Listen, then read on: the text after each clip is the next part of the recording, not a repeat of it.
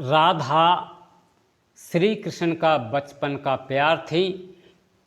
श्री कृष्ण जब 8 साल के थे तब दोनों ने प्रेम की अनुभूति की।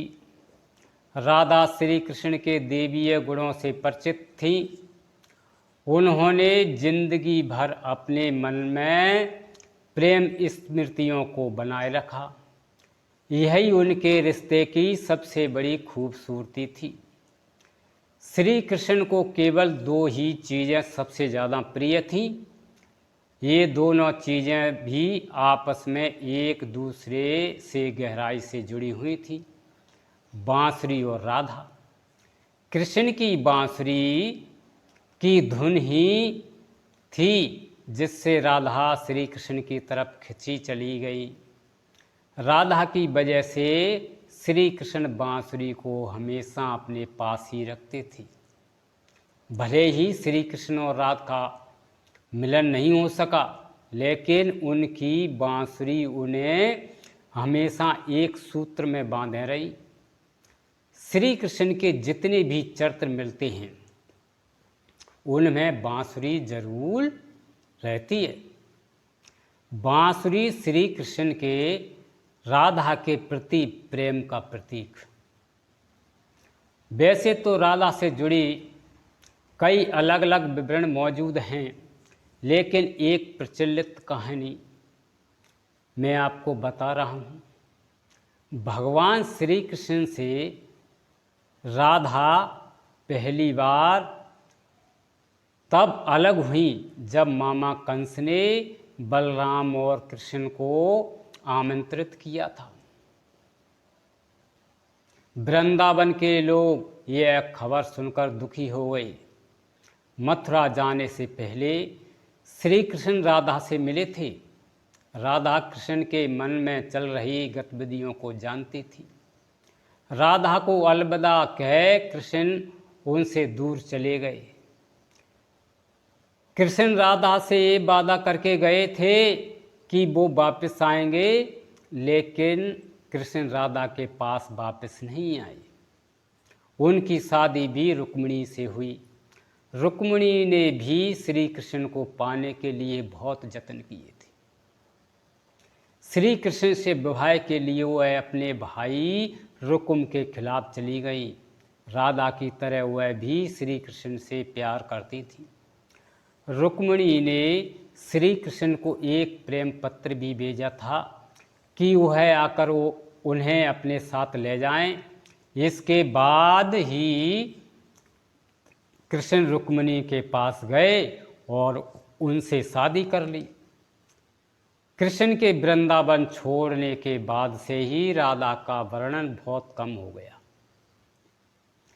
राधा और कृष्ण जब आखिरी बार मिले थे तो राधा ने कृष्ण से कहा था कि भले ही वो उनसे दूर जा रहे हैं, लेकिन मन में कृष्ण हमेशा उनके साथ ही रहेंगे। इसके बाद कृष्ण मथुरा गए और कंस और बाकी राक्षसों को मारने का अपना काम पूरा किया। इसके बाद प्रजा की रक्षा के लिए कृष्ण द्वारका चले गए और द्वारकाधीश के नाम से लोकप्रिय हुए। जब कृष्ण वृंदावन से निकल गए तब राधा की जिंदगी ने अलग ही मोड़ ले लिया था। राधा की शादी एक यादव से हो गई। राधा ने अपने दाम्पत्य जीवन की सारी रस्में निभाई और बूढ़ी हुई, लेकिन उनका मन तब भी कृष्ण के लिए समर्पित था। राधा ने पत्नी के तौर पर अपने सारे कर्तव्य पूरे किए। दूसरी तरफ श्री कृष्ण ने अपने देवीय कर्तव्य निभाए। सारे कर्तव्यों से मुक्त होने के बाद राधा आखिरी बार अपने प्रियतम श्री कृष्ण से मिलने गई। जब वह द्वारका पहुंची तो उन्होंने कृष्ण के रुक्मिणी और सत्यभामा से विवाह के बारे में सुना, लेकिन वह दुखी नहीं हुई। जब कृष्ण ने राधा को देखा तो बहुत प्रसन्न हुए। दोनों संकेतों की भाषा में एक दूसरे से काफ़ी देर तक बात करते रहे। राधा जी को कान्हा की नगरी द्वारका में कोई नहीं पहचानता था। राधा के अनुरोध पर श्री कृष्ण ने उन्हें महल में एक देविका के रूप में नियुक्त किया। राधा दिन भर महल में रहती थी और महल से जुड़े कार्य देखती थी। मौका मिलते ही वह कृष्ण के दर्शन कर लेती थी, लेकिन महल में राधा ने श्री कृष्ण के साथ पहले की तरह का आध्यात्मिक जुड़ाव महसूस नहीं कर पा रही थी। इसलिए राधा ने महल से दूर जाना तय किया। उन्होंने सोचा कि वह दूर जाकर दोबारा श्री कृष्ण के साथ गहरा आत्मीय संबंध स्थापित कर पाएंगी।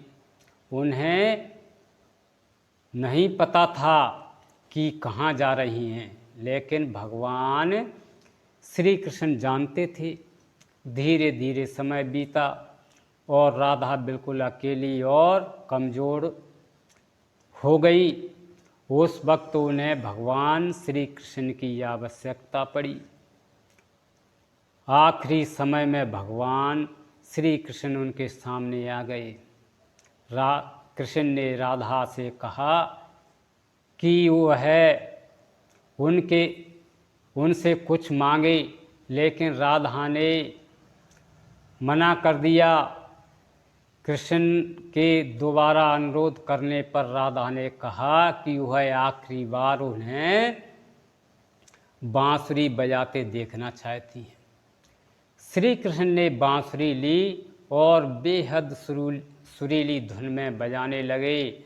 श्री कृष्ण ने दिन रात बांसुरी बजाई जब तक राधा